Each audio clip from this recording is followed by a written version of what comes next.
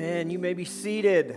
Welcome home. Welcome to PittNaz. If we haven't met yet, my name is Adam. I'm the discipleship pastor. Our lead pastor, Kyle, is taking a little time off this weekend.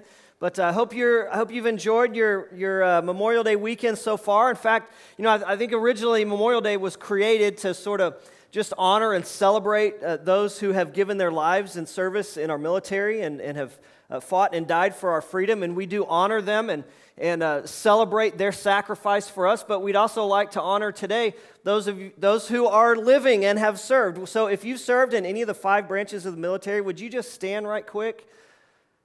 Do we have any? Yep, a couple over here. Thank you very much. Thank you. And the reason we honor you today, even though you did not actually give your life in service of our country, you were willing to. And that's why we honor you and say thank you today for your service. But I want to, today we're starting a brand new series that's just called One. See, in the Bible, 1 is a significant number, right? The Bible tells us there's one church, there's one Spirit, one baptism, one lots of things.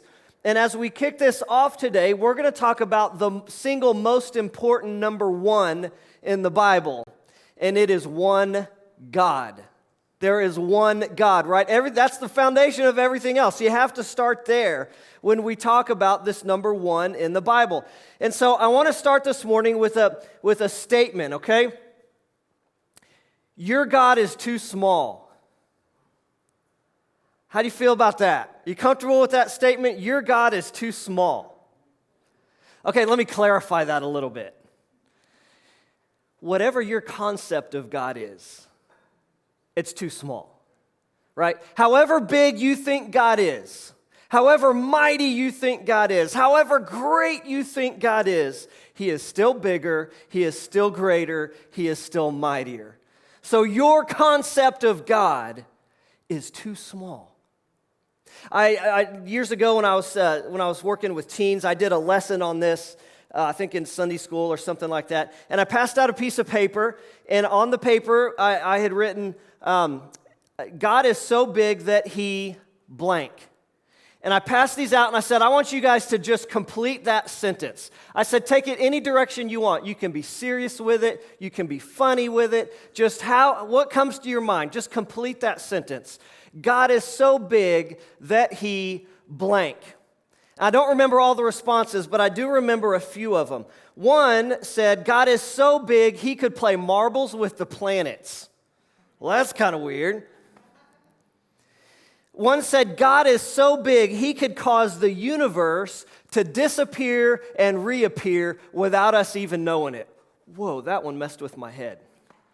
I don't remember who wrote that, but they're probably teaching philosophy at some Ivy League school now or something. I don't know. I mean, God could have just done that just now. He could have just done that. Or just now. Or just now. I don't know. The third one that I remember was, of course, somebody had to go here because somebody always goes here. God is so big that He could cause hair to grow on Pastor Adam's head. That kid, I think I kicked out of the youth group. No, not really. The truth is, as Christians, we believe in one God, one Lord, and He is maker of heaven and earth.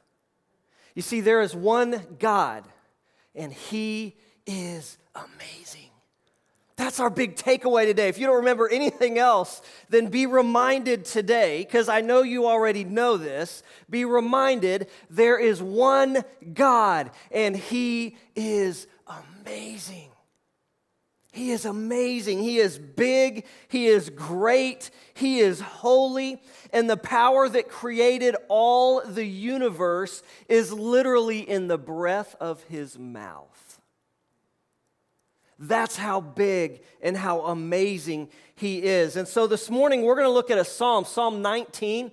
If you want to find it on a Bible app or in your Bible, this is a psalm where David he's thinking about all this. He's thinking about how amazing God is and how big God is and how God is the creator of all things. Now, we don't know exactly when in his life David wrote this. It was probably later in life, but I like to imagine him earlier in his life when he was a shepherd.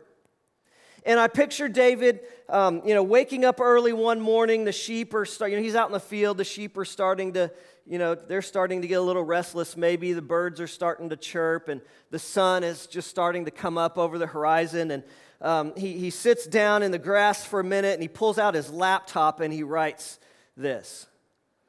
I'm just seeing if y'all were awake. They didn't have laptops then, okay? He pulls out his scroll and his quill, I don't know, whatever they wrote with, and he writes this. He says, "The heavens declare the glory of God.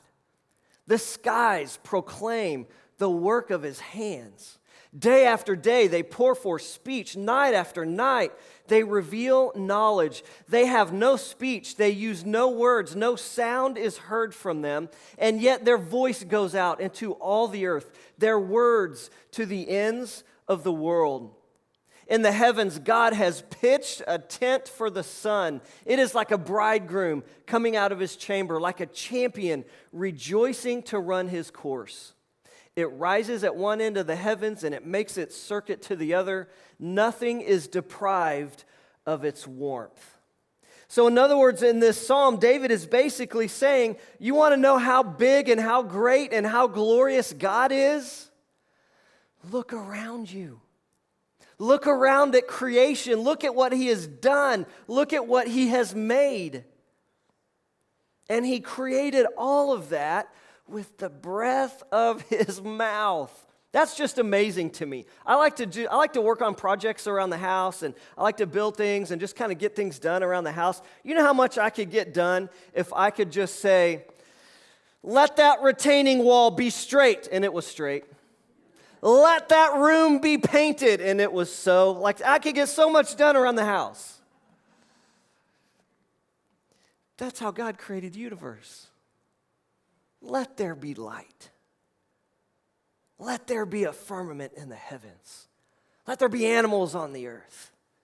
God just spoke, and all of this came into being. He mentions specifically the sun here. He uses the sun as an example. And, we're finding out more and more about the sun than ever before. We have telescopes that can, are more powerful than ever before. A few years ago, I think we sent a satellite that's gotten closer to the sun than we've ever been able to get before. And so we're learning a lot about it. But here are a couple quick facts about the sun. It's over 100 times the size of the earth, okay? So if you can't see this, if you see this screen, right here is a little dot that's earth compared to the sun. Now, I got this off the internet, so I'm sure it's true. But this is supposed to be like a to-scale drawing or depiction of the sun. 100 Earths can fit inside the sun. It's huge. We know that the surface temperature of the sun, not even the core, but just the surface temperature of the sun is over 10,000 degrees. I'd hate to be the guy who had to go measure that. Over 10,000 degrees. Now, I was trying to figure out how could we wrap our minds around that, and I couldn't really think of anything, but I did find this other picture. This is an actual picture of the sun, and that's a solar flare over here. The sun is big, and it is fierce. And yet David writes in this psalm, God pitched a tent for the sun. As big as the sun is, as fierce as the sun is, God is so big. God just pitched a tent for the sun. God just threw up a tent for the sun. In fact, he uses this phrase, it's like a bridegroom coming out of its chamber. There was this thing called the Groom's Pavilion. And at a wedding, this Groom's Pavilion, it was this covered place. It was kind of like a tent.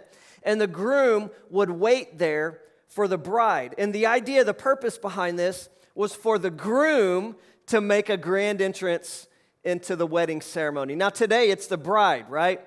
I remember going on 24 years ago, standing at the front of a little church sanctuary in Mountain Grove, Missouri, and I'm standing up there and the doors that were back in that corner open up and everybody stands up and standing back there. Sorry, I'm not pointing to you, Gerald. Standing back there was the most beautiful bride in the history of brides. Some of you husbands may disagree, but sorry. and she made her grand entrance into our wedding ceremony. Well, in this culture, in this day, in David's day, it was the groom that got the grand entrance. And he would come out of this tent and he would make his entrance. And so David is using that as a metaphor here. And he's saying it's like God put up this tent for the sun. At night, the sun sort of waits in its tent. And then at sunrise, it makes its grand entrance onto the earth. It's amazing. It's amazing what God has done, what God has created. But remember this. David's point here isn't so that we would say and look at how great the sun is. His point is for us to see how great God is. It's to say how great and amazing God is, because the sun is just one of millions and millions of examples in creation all around us of how great and how amazing God is. He is the creator of heaven and earth. Now, as fascinating as this stuff is to me, anybody else? How many are like really fascinated by creation, like studying? Yeah. I mean, I love it. We had it over spring break. We went to the Noah's Ark replica and Creation Museum in Kentucky. If you ever have a chance to go there, you should go. It's really cool. But it seems to me that we should have a response to all of this that's a little bit more than just, wow, that's really interesting. Right? I mean, our response should be a little deeper than that. I mean, it's one thing to marvel at all of this information, and it's one thing to say a couple amens in a church building on a Sunday morning, but shouldn't our response to the creator of the universe be a little bit deeper than just, wow, that's really interesting? Well, let's see what David's response was. Let's continue through the psalm, starting in verse 7. David goes on and he says, "The law of the Lord is perfect, refreshing the soul. The statutes of the Lord are trustworthy, making wise the simple. The precepts of the Lord are right, giving joy to the heart. The commands of the Lord are radiant, giving light to the eyes. The fear of the Lord is pure, enduring forever. The decrees of the Lord are firm, and all of them are righteous. They are more precious than gold, than much pure gold. They are sweeter than honey from the honeycomb. By them your servant is warned, and in keeping them there is great reward." So think about this for a minute. David is thinking about creation and about the amazing God who created all of it. And the first place his mind goes when he's thinking about all of that are God's commands and God's decrees and what God wants from us and how he wants us to live. Now, at first, when you first read that, it kind of feels like he took a hard left turn, doesn't it? Like, what does that have to do with the sun and creation and all of that? But when you think about it, that actually makes sense. Because if God is that big, if God can put the sun in the sky, if God can pitch a tent for the sun, if he can breathe the universe into existence, if he is that big and that great, then doesn't it make sense that we would want to know, that we would want to live the life that he created us to live? I mean, it makes sense. We should want to dive into his word. We should want to know as David, he listed all, his commands, his decrees. Who are the people he wants us to be? We should want to dive into that. If we truly believe that he is big enough to breathe the universe into existence. We should want to know, well, how does this amazing God want me to live?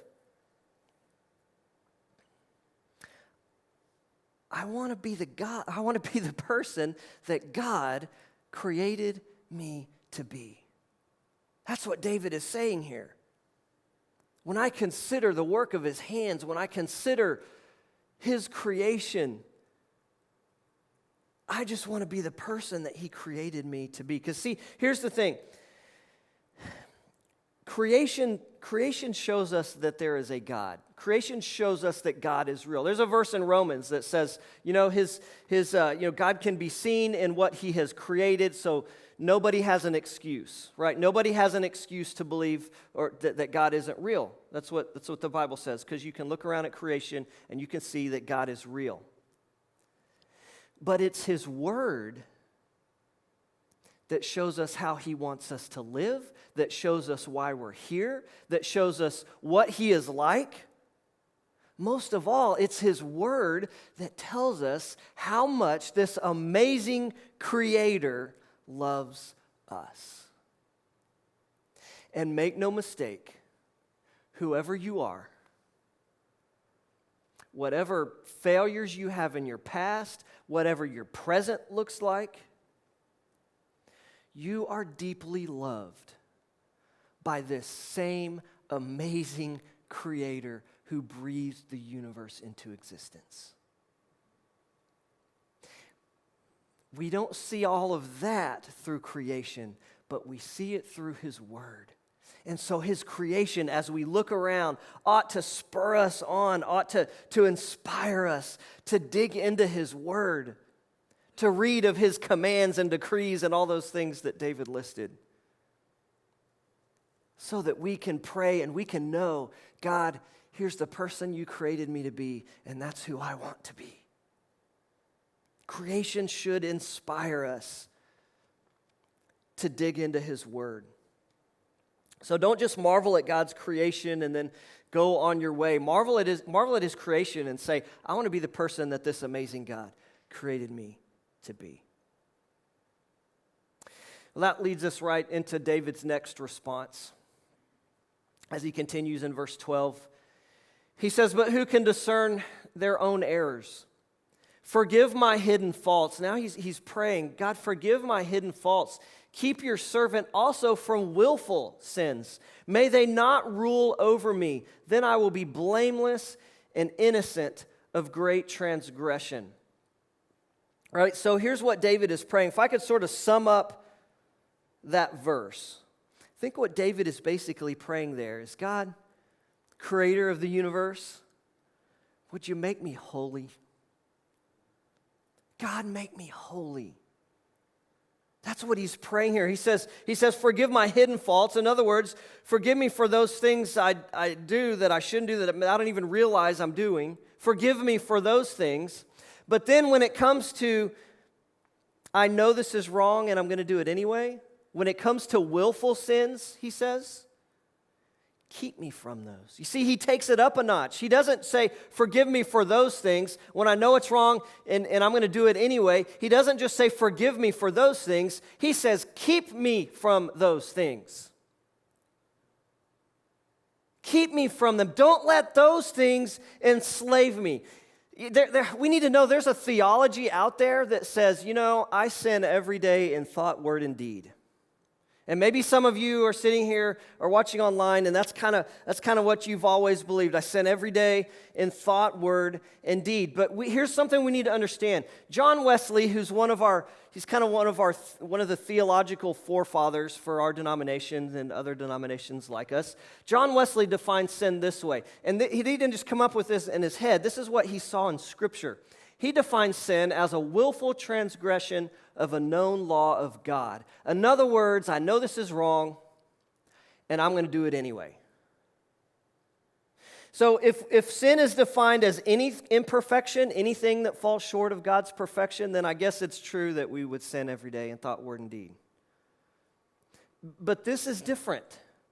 This is a narrower definition of sin. In fact, let me illustrate it this way. About a year and a half ago, we bought 3 acres outside of Girard.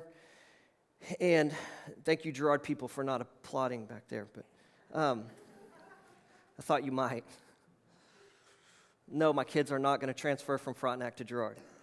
But about a year and a half ago, we bought a few acres outside of Girard, and our neighbor has some fruit trees on his property. So this didn't happen, but let's just pretend that I thought when we bought the property that his apple tree was on our property line.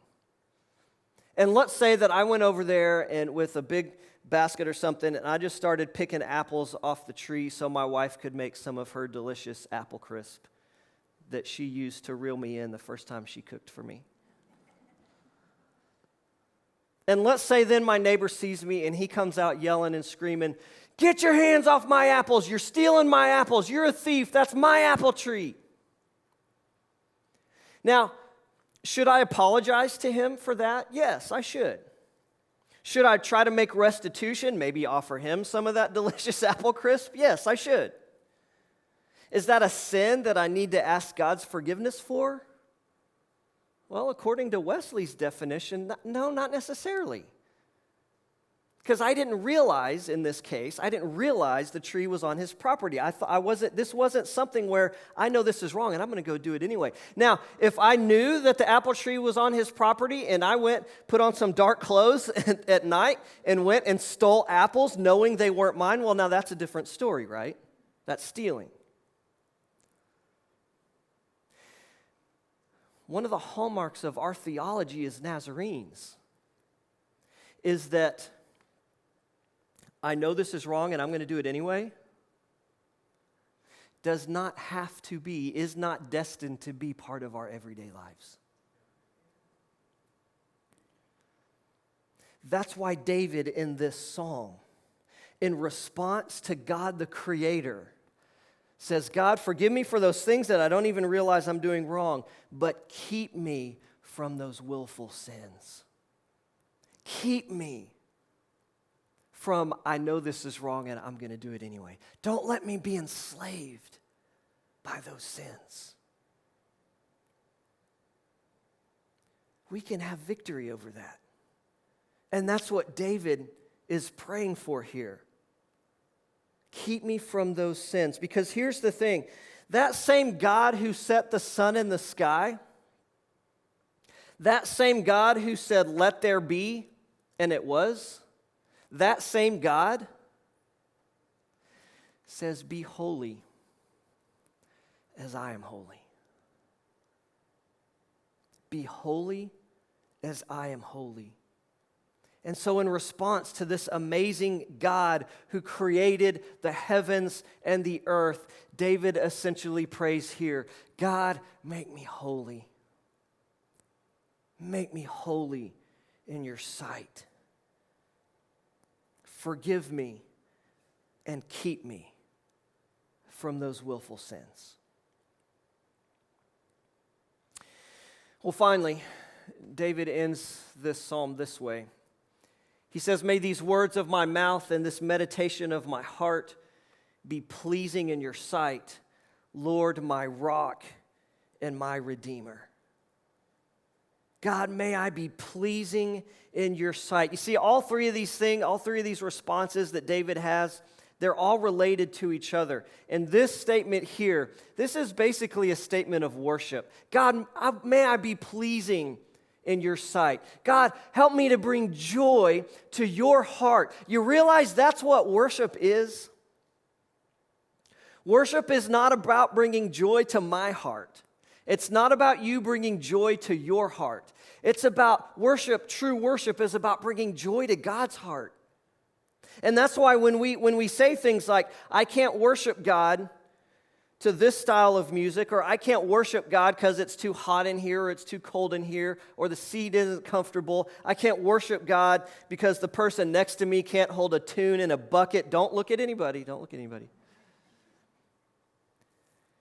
When we make statements like that, what we're saying is, I can't bring joy to God's heart. I can't be pleasing to Him. I can't give Him the thanks and honor that He deserves unless everything around me is to my liking. And then we have ceased to make worship about Him, and we have then made worship about us, which isn't really worship at all. Worship is about bringing joy to God's heart. That also answers the question, how can I worship God when I don't have joy in my heart, when I don't feel like worshiping Him, when I'm just kind of in a bad place mentally or emotionally or even physically? How can I worship God then? Well, because it's not about joy in your heart. It's about bringing joy to His. It's about being pleasing to Him. And I don't know about you, but what I have found in my life is that when those times when I don't feel like praising God or worshiping God, and I choose to anyway because He deserves it, what I have often found is that in those moments, joy begins to fill my heart. But that's not the place you start. The place you start, true worship starts with saying, I just want to be pleasing to God. I want to bring pleasure to His heart and joy to His heart. That's what worship is. And that's what David is praying here in response to this amazing God who is our creator. He says, God, I worship you. I want to be pleasing to you. See, we need to realize that worship doesn't just happen in this room on Sunday mornings or watching on the screen from home. That's not the only time that worship happens. This is just one way that we worship God. But you see, worship happens when you leave here. It happens when you go back home. It happens when you turn off your computer. It happens when you go to work, when you go to class, when you go to the grocery store. Worship happens there too. Worship happens when somebody hurts you and you choose to forgive them. That's an act of worship. Worship happens when every bone in your body wants to go off on somebody, but you choose restraint. Worship happens when you see someone in need and you have the resources and the opportunity to help, and you do. That's an act of worship. Worship happens when you have to choose between the easy wrong thing and the difficult right thing, and you choose the difficult right thing. That is an act of worship. Worship happens when you have no idea how your situation is going to turn out, but you choose to trust Him anyway. That is an act of worship. That brings joy to God's heart. Living a life that is pleasing to God isn't just about coming to church. It's about living your everyday life in a way that brings joy to Him, that is pleasing to Him. That is worship. And when you think about it, when we consider God as our creator, why wouldn't we?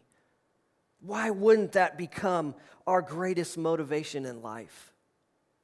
When we consider the works of His hands, when we consider that He breathed the universe into existence, when we consider that He is the one great, amazing God over all creation, when we consider that, why would we not say, okay, then my number one motivation in life is going to be to bring joy and pleasure to His heart.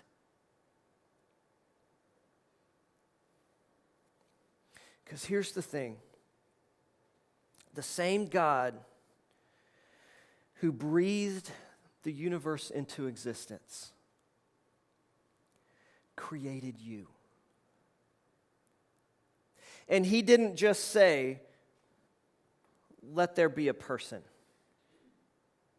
Let there be this person. No, David says in another psalm, he's praying to God and he says, you knit me together in my mother's womb. When I think of that phrase, you knit me together, I think of my grandma who she would always knit, I don't know if this was knitting, but she would always make these Afghans, right? These blankets. And I still have a couple of them. And they're literally years old, that she made when I was a kid. And they've been through the washer and dryer, and they've been used a million times, and they're still like new. You know why? Because when she knit those together, she did it with great care. because she deeply loved the person she was making it for. And so when David says, when God's word says that God knit you together in your mother's womb, God didn't just carelessly say, He took great care in creating you because He loves you. And if this great creator of the universe also took great care in creating me and loves me, then how can I respond to Him in any other way than what David has responded in this psalm? And so let me give you this morning 3 prayers to pray to God as creator. If you want to take a picture of this, maybe what if we started every day just with these 3 prayers? These are David's 3 prayers to God as creator. God, give me a hunger for your word. God, when you wake up in the morning, God, give me a hunger for your word today. God, make me holy as you are holy. Forgive me for the things I've done. Forgive me for the things that I don't even realize I've done. But God, keep me from, I know this is wrong and I'm going to do it anyway. Make me holy. And then God, ultimately, may my life bring joy to your heart. God, when I go to work today, when I go to class today, when I go to the grocery store today, when I'm driving down the road and that idiot cuts me off. Come on, I know that hits a nerve with a lot of us. Well, that umpire makes a really bad call in my kid's game. As I go about my day today, God, help me to bring joy to your heart. Because you are the one true God. And you are amazing. And you are the maker of heaven and earth. And so my number 1 priority, God, is to just bring joy and pleasure to your heart. Can you make that your prayer today? I want to ask everybody to stand as our band comes. I want to invite you today, just everybody bow your heads, close your eyes.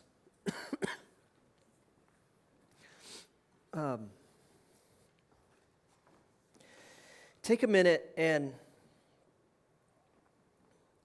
see if you can think of an area of your life where you know God has really changed you in some way. Maybe something He has set you free from, maybe something that used to be a real struggle or weakness that no longer is. Maybe an area of your life where you used to struggle to trust Him, but now you do. Some work that He has done, some transformation that He's done in your life. Take a minute and see if you can think of one thing. If you can't, that's fine. Take a minute and just give Him thanks for bringing about that transformation in your life.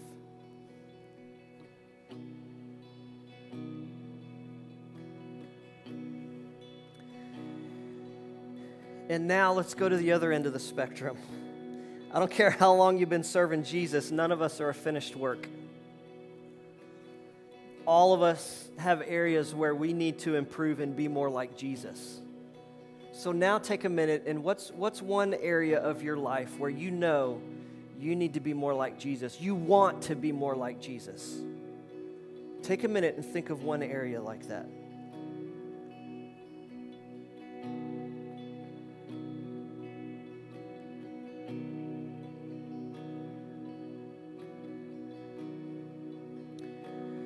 And now hear me when I say this.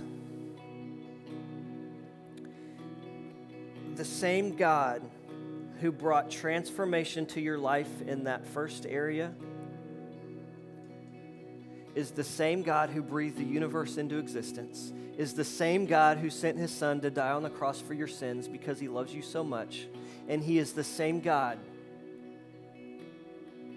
who can bring about transformation in this second area of your life that I asked you to think about. The God who transformed you here is the same God who can transform you over here.